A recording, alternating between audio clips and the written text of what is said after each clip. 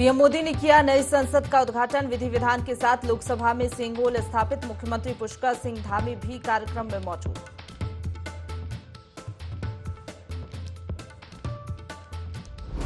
केदारनाथ दर्शन को पहुंच रहे सबसे ज्यादा श्रद्धालु। दर्शन करने वाले श्रद्धालुओं की संख्या पहुंची 5.5 लाख। अब तक 16 लाख श्रद्धालुओं ने किए 4 धाम के दर्शन।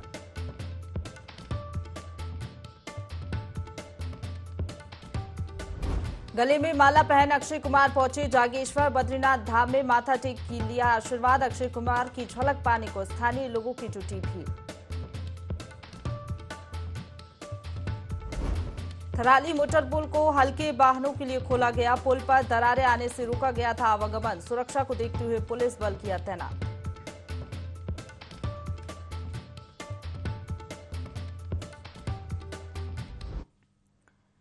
नमस्कार, देवभूमि लाइव देख रहे हैं आप। आपके साथ मैं हूं प्रशंसा। बुलेटिन की शुरुआत करेंगे खबरों से, जहां धर्मनगरी हरिद्वार में विश्व हिंदू परिषद ने 7वीं गोष्ठी का आयोजन किया, जिसमें धर्मांतरण, लव जिहाद और समलैंगिक विवाह जैसे मुद्दों पर चर्चा की गई। इस कार्यक्रम में देश भर की कई महिला और संतों ने शिरकत की।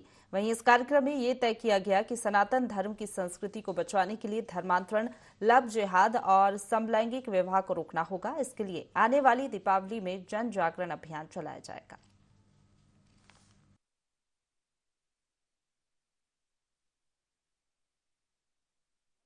जैसा विषय है और समलैंगिक विवाह का जो है विषय है, इन सब विषयों को धर्म के द्वारा या शास्त्र के द्वारा क्या अनुमति प्राप्त है, किस तरह से हम शास्त्र और संत समाज उसको कैसे हम समाप्त कर सकते हैं, इन विषयों पर चर्चा। हमने अभी संकल्प लिया है, जितने भारतवर्ष के वरिष्ठ संत और साध्वियां हैं वो सब दीपावली के 15 दिन पहले और 15 दिन के बाद अपना पूरा समय देंगे। गांव-गांव जा करके, नगर-नगर जा करके लोगों में जनजागृति करेंगे और इस तरह के विषयों का बहिष्कार करने का उनको संकल्प करवाएंगे। पर हिंदू संस्कृति पर जो कुठाराघात हो रहा है, उस पर विशेष साध्वियों की बैठक है और साध्वियाँ उस पर चिंतन करें, क्योंकि साध्वियाँ धर्मगुरु है। तो धर्मांतरण पर है और अपने भारतीय संस्कृति पर है और लव जिहाद पर है, समलैंगिक विवाह जो हो रहे हैं उस पर है। रुक करेंगे अगली खबर का, जहां प्रदेश में 4 धाम यात्रा जारी है। लाखों की संख्या में श्रद्धालु भगवान के दर्शन के लिए पहुंच रहे हैं। बद्रीनाथ धाम में मौसम सामान्य है, ऐसे में बद्रीनाथ पहुंचने वाले श्रद्धालुओं की संख्या 4.5 लाख पहुंच गई है। वहीं केदारनाथ धाम में अब तक कुल 5.5 लाख से अधिक तीर्थयात्रियों ने दर्शन कर लिए। बद्रीनाथ केदारनाथ मंदिर समिति अध्यक्ष अजेंद्र अजय ने बताया कि यात्रा सुचारू और सौहार्दपूर्वक संचालित हो रही है। इसके अलावा 2,90,000 से ज्यादा श्रद्धालु यमुनोत्री और 3.25 लाख गंगोत्री पहुंचे हैं। दोनों धामों में 6 लाख से अधिक श्रद्धालुओं ने दर्शन कर लिए हैं, जबकि गुरुद्वारा हेमकुंड साहिब में 11,000 तीर्थयात्रियों ने माथा टेका है।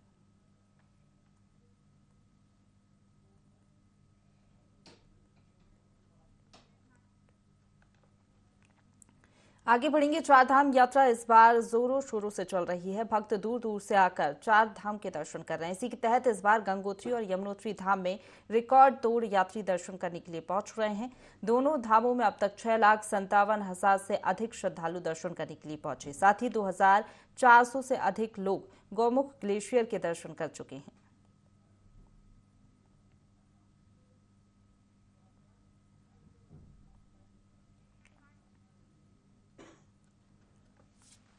रुक करेंगे अगली खबर का, जहां कोटद्वार में बहने वाली नदियों की हालत गंदगी के चलते दिन ब दिन बिगड़ते जा रही है, जिससे प्रदूषण बढ़ता जा रहा है। साथ ही कई बीमारियां भी पैदा हो रही हैं। इसको गंभीरता से लेते हुए विधानसभा अध्यक्ष रितु खंजूरी ने मालिनी नदी में क्लीन कोटद्वार मिशन के तहत सफाई अभियान चलाया, जिसमें एनजीओ समेत स्कूली बच्चों ने भी हिस्सा लिया। वहीं विधानसभा अध्यक्ष रितु खंजूरी ने कहा कि अभियान आगे भी चलाया जाएगा, जिसमें सरकारी अधिकारियों समेत अन्य लोगों को भी सफाई के लिए बुलाया जाएगा।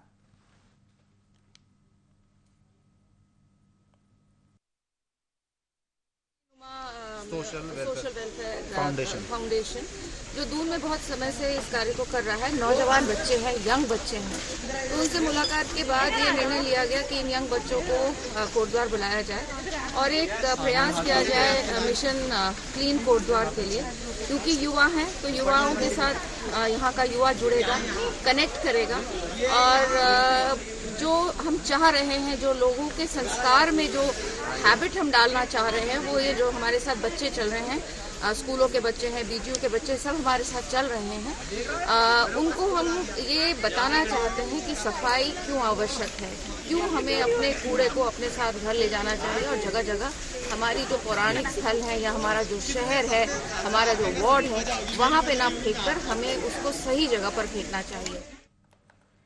आगे बढ़ेंगे। खबर उत्तरकाशी से है, जहां 2013 की भीषण आपदा में बहे तिलोथ पुल के निर्माण में तेजी आ गई है। दरअसल जिला अधिकारी कार्यालय से महज 300 मीटर दूरी पर स्थित इस पुल पर पिछले 10 साल से कछुआ गति से कार्य चल रहा था, जिससे स्थानीय लोगों को काफी परेशानियों का सामना करना पड़ रहा था। लेकिन जैसे ही मामले की सूचना स्थानीय विधायक को दी गई, उसके बाद विधायक के कड़े रुख के चलते कार्य सुचारू रूप से चलने लगा। लगभग 2013 में शुरू हो गया था और बहुत कछुई गति से चल रहा था।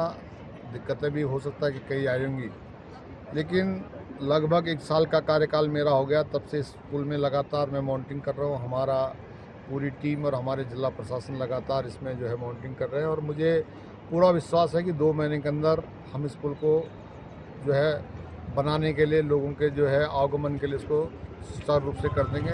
जो दिक्कतें हैं, अब बरसात का सीजन आने वाला है, तो जो हमने अभी लक्ष्य रखा कि बरसात से पहले हम जो हमारा नीचे का फैब्रिकेशन का जो कार्य है वो पूरा हो और इस पुल को तत्काल बनाने के लिए मैं जनता की जो पूरे तिलोथ वासियों की और पूरे शहर वासियों की जो मांग है, इसके लिए लगातार मैं प्रयास। आगे बढ़ेंगे। अतिक्रमण चिन्हित के नाम पर बीते दिनों एक पत्र वायरल होने के बाद बिंदु खत्ता लालकुआ क्षेत्रों में फैल रही भ्रांतियों को दूर करने और वन अधिकार अधिनियम 206 के संदर्भ में जागरूक करने के उद्देश्य से बहुउद्देशीय शिविर का आयोजन किया गया, जिसमें बड़ी संख्या में बजरी कंपनी सहित कई क्षेत्रों के हजारों बुद्धिजीवी और समाज सेवियों के समक्ष खुले मंच पर बात रखी गई। कार्यक्रम को दूरभाष के माध्यम से संबोधित करते हुए क्षेत्रीय विधायक डॉक्टर मोहन सिंह बिष्ट ने कहा कि बिंदु खत्ता और उसके आसपास क्षेत्र में जो भी वन भूमि है, उसको राजस्व गांव बनाए जाने की प्रक्रिया चल रही है। राजस्व ग्राम बनाने के लिए FRA 2006 के तहत एक प्रक्रिया गतिमान है। तो आज उसका जो प्रथम चरण होना था, जिसमें एक ग्राम पंचायत समिति का गठन होना था, उस समिति के गठन का कार्य यहाँ पर किया गया है। यहाँ पर सभी लोग उसी उपलक्ष्य में उपस्थित हुए थे और इसके बाद की जो भी कार्रवाई है वो FRA के तहत आगे की जाएगी और बिंदु खत्ता को राजस्व ग्राम किस प्रकार बनाया जाएगा, इस संबंध में पहले भी कई बार बैठकें हो चुकी हैं। उसके निमित्त आज ये पहला जो चरण है समिति का गठन, उसके लिए आज यहाँ पर सभी लोग हम एकत्रित हुए हैं। आगे बढ़ेंगे। बीते कुछ दिनों पहले एक नाबालिग खरीदारी करने लोहाघाट बाजार गई थी। इस दौरान वह लापता हो गई। नाबालिग के पिता ने इसकी जानकारी थाने में दी। मौके पर पहुंची पुलिस ने मामला दर्ज कर नाबालिग की तलाश शुरू कर दी है। जांच के दौरान नाबालिग की लोकेशन बहादुरगढ़ हरियाणा के पास की निकली है, जिसके बाद पुलिस टीम वहां जाकर नाबालिग को सकुशल बरामद कर पुलिस ने नाबालिग को परिजनों को सौंप दिया है। दरअसल नाबालिग अपने परिजनों से किसी बात पर नाराज थी और नाराज होकर अपनी दादी के घर चली गई थी। हमारे थाना क्षेत्र से जो है बाराकोट एरिया से दो नाबालिग बच्चे जो हैं बिना बताए घर से नाराज होकर चले गए थे। तो हम लोग के द्वारा तुरंत मुकदमा पंजीकृत कर इसमें जो है हमारे विवेचक नियुक्त किए है और विवेचक उप निदेशक सुस्मिता राणा द्वारा बहादुरगढ़ हरियाणा से जो दोनों नाबालिग बच्चे हैं इनको सकुशल बरामद कर लिया है। इसके साथ ही जो पिछले हफ्ते ही एक नाबालिग बच्चा और यहाँ से गुमशुदा हुआ था, उसकी भी हमने बरामदगी कर ली है। तो इसी वीक के अंदर हमने 3 नाबालिग बच्चों की बरामदगी अभी तक हम कर चुके हैं। ऊधम सिंह नगर के किच्छा क्षेत्र में प्रशासन ने अतिक्रमण पर बड़ी कार्रवाई की है। दरअसल हल्द्वानी मार्ग पर करीब 250 अतिक्रमणकारियों ने 2 किलोमीटर के दायरे में सरकारी भूमि पर अवैध अतिक्रमण कर रखा था, जिसको लेकर लोक निर्माण विभाग नोटिस भी जारी कर चुका था, जिसके बाद अब प्रशासन ने अवैध अतिक्रमण को ध्वस्त कर दिया। इस दौरान कांग्रेसियों और व्यापार मंडल के पदाधिकारियों ने जोरदार हंगामा करते हुए अतिक्रमण हटाने की कार्रवाई का विरोध किया, जिसके चलते प्रशासन ने विरोध कर रही करीब 26 कांग्रेसियों और व्यापारियों को हिरासत में ले लिया।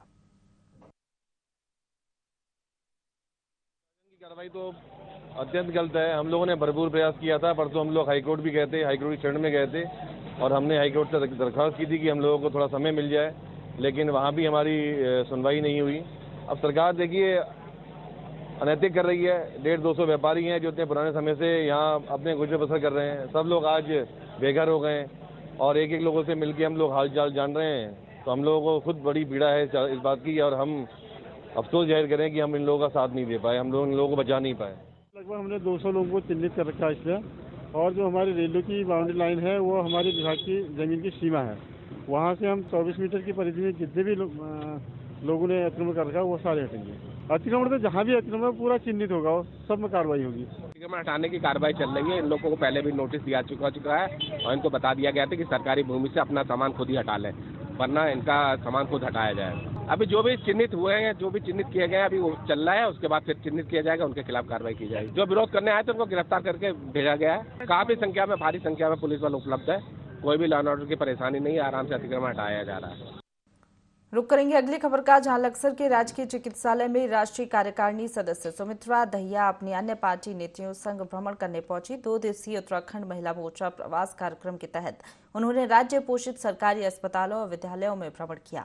इस दौरान लक्सर बीजेपी महिला मोर्चा की मंडल अध्यक्ष रेणु शर्मा सहित नगर पालिका परिषद के अध्यक्ष अम्बरीश गर्ग और बीजेपी महिला मोर्चा की जिला उपाध्यक्ष सविता पवार के अलावा कई बीजेपी नेत्री भी मौके पर मौजूद रहीं।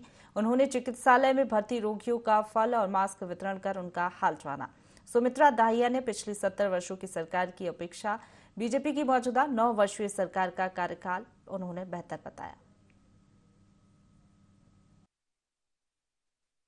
ने एक 70 साल की सरकार देखी थी, एक 9 वर्ष की सरकार देखी है। ये हमारे आदरणीय विश्व जनप्रिय जो प्रधानमंत्री जी हैं, आप मुझे ये बताइए, वैश्विक महामारी में क्या हमने 2024 देखा था? एक उदाहरण दे रही हूँ कि जब पूरा देश सो रहा था, हमारे प्रधानमंत्री जाग रहे थे, क्योंकि उनको देश बचाना था और वैक्सीनेशन बनाने में सफल रहे। हमने जिस तरीके से मास्क वितरण किया, फल फ्रूट किया है, ये हम आज सरकार में तब भी कर रहे हैं, सरकार में नहीं थे तब भी करते हैं।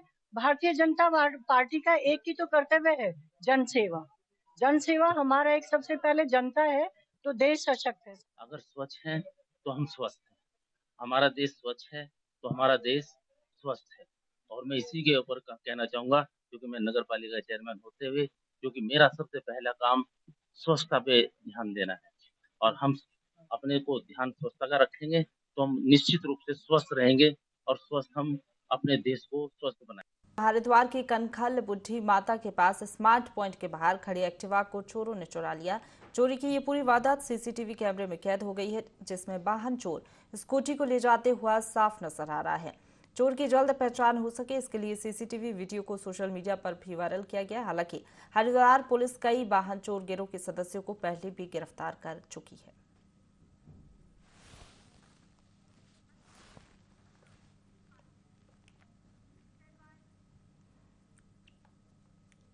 आगे बढ़ेंगे। ऋषिकेश में G20 सम्मेलन की तैयारियों के दौरान पशु क्रूरता का मामला गरमाया हुआ है। इस मसले पर राज्य गौ सेवा आयोग एक्टिव हो गया है। आयोग ने 3 सदस्यीय टीम गठित की है जो मौके पर जाकर मामले की जांच करेगी।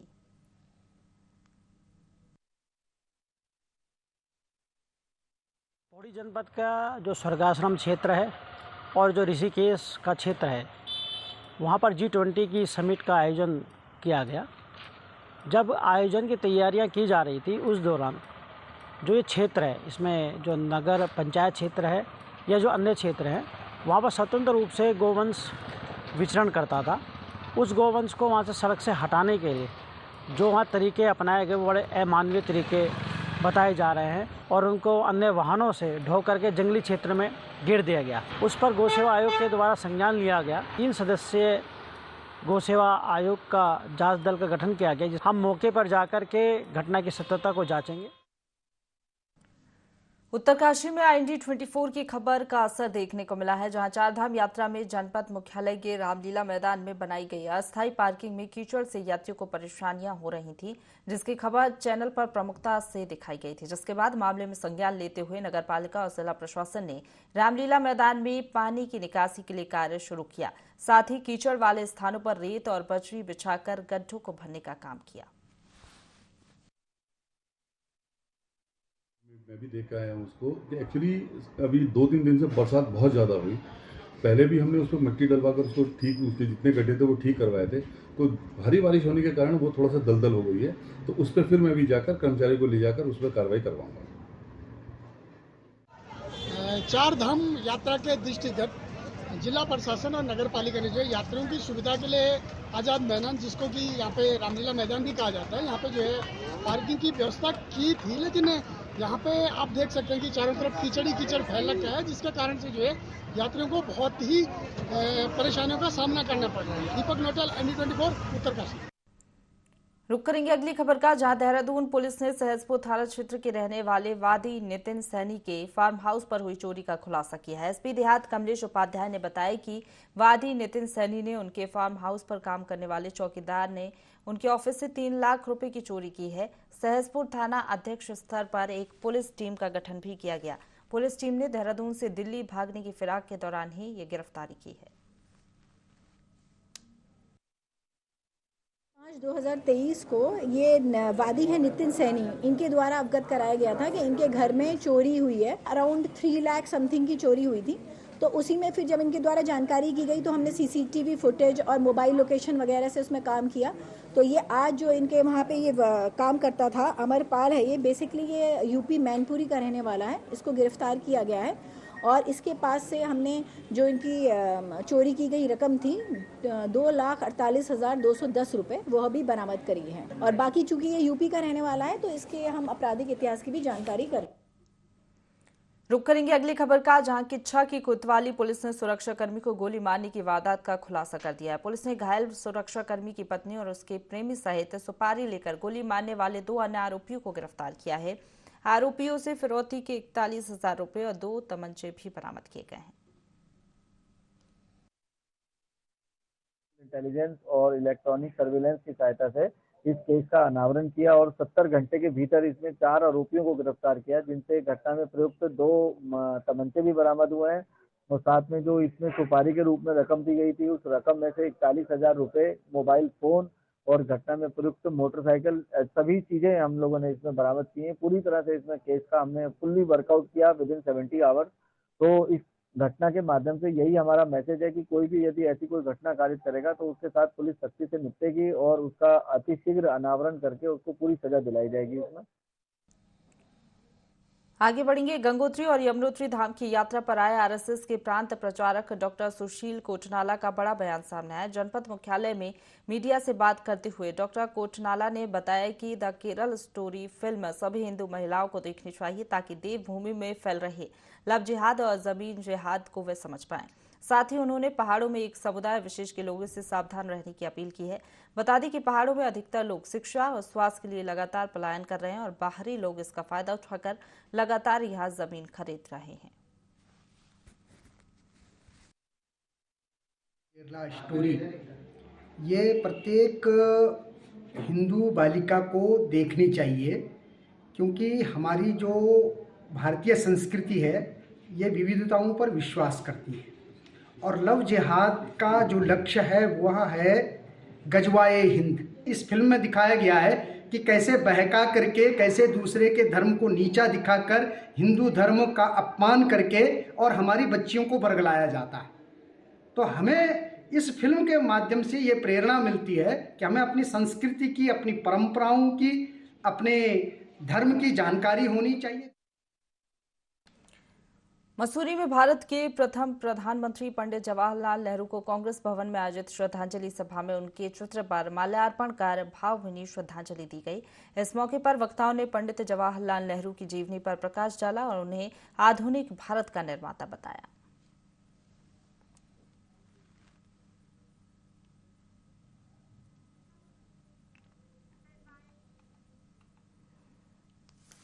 उत्तराखंड राज्य विधिक सेवा प्राधिकरण नैनीताल के निर्देश पर चमोली के कठूर राजकीय प्राथमिक विद्यालय में विधिक जागरूकता और साक्षरता शिविर आयोजित किया गया, जिसमें स्कूली छात्रों और ग्रामीणों को नशा उन्मूलन, साइबर क्राइम, बाल श्रम, यातायात, घरेलू हिंसा, बाल अपराध की जानकारी मुहैया कराई गई। साथ ही विभिन्न विभागों की योजनाओं के बारे में ग्रामीणों को बताया गया और इन योजनाओं से अधिक लाभ उठाने का आह्वान किया गया। इस अवसर पर पर्यावरण को बचाने स्वच्छता मुहिम के लिए शपथ भी दिलाई गई और गांव को स्वच्छ बनाए जाने की अपील की गई।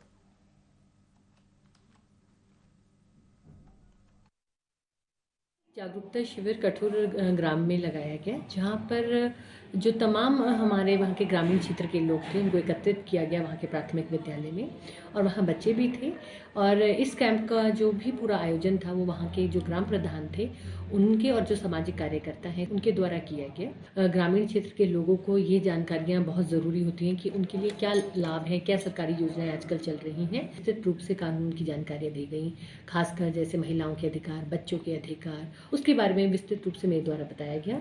साथ ही साथ आजकल साइबर ठगी जो चल रही है उस पर विशेष रूप से बच्चों को और जितने भी लोग तमाम आजकल स्मार्टफोन्स को इस्तेमाल कर रहे हैं उसकी उन्हें जानकारी दी गई कि कैसे वो लोग सचेत होकर इन अनहोनी घटनाओं से बच सकते हैं। रुक करेंगे अगली खबर का, जहां municipal post graduate college Mussoorie में वार्षिक महोत्सव का आयोजन किया गया। कार्यक्रम में छात्र संघ सम्मान समारोह का आयोजन किया गया। साथ ही आपको बता दें कि कार्यक्रम में कैबिनेट मंत्री गणेश जोशी मुख्य अतिथि के रूप में शामिल हुए, जहां मंत्री गणेश जोशी ने दीप प्रज्वलित कर कार्यक्रम का उद्घाटन किया और छात्र छात्राओं को वार्षिक उत्सव की बधाई दी। पूरे विश्व की युवाओं की आबादी का 60% हिंदुस्तान में रहता है, और आज हमारे युवाओं ने चाहे विज्ञान के क्षेत्र में हो, चाहे शिक्षा के क्षेत्र में हो, नए नए कीर्तिमान बनाए हैं। भारत का परचम पूरे विश्व में लहरा रहा है, और जब से मोदी जी ने इस देश की कमान संभाली है। लक्सर में बीते 2 दिनों में कई सड़क हादसे हुए हैं, जिसमें करीब 8 लोगों की दर्दनाक मौत हुई है, जिसको लेकर विधायक मोहम्मद शहजाद ने अवैध खनन के खिलाफ प्रेस वार्ता कर सरकार के विरुद्ध मोर्चा खोलने का ऐलान कर दिया। उनका कहना है कि कोचिंग और स्कूल के वक्त ही क्यों भारी वाहनों को क्षेत्र से गुजरना होता है, ये सवाल सिस्टम पर संदेह पैदा कर रहा है। इसी के साथ विधायक ने आंदोलन की भी चेतावनी दी है। जो नीति है खनन नीति, उसमें विरोधाभास है।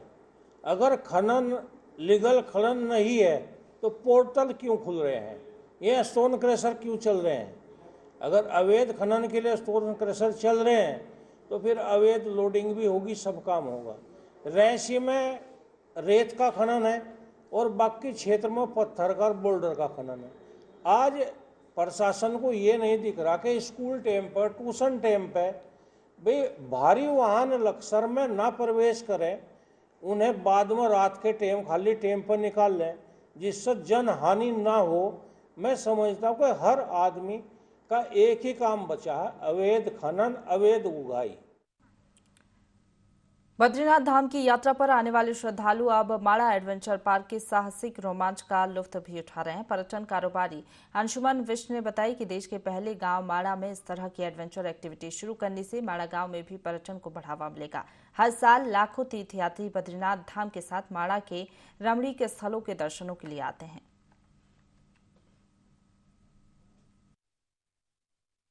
अभी इसमें एक ही एक्टिविटी आपकी लगी है, आने वाले समय में इसमें 2-3 एक्टिविटी और लगेगी। और ये स्थित है आपका माड़ा में, भारत के पहले प्रथम गांव माड़ा में ये आपका स्थित है 3300 मीटर की हाइट पे, जो कि दुनिया का सबसे ऊंचाई पे स्थित एडवेंचर पार्क बनने जा रहा है।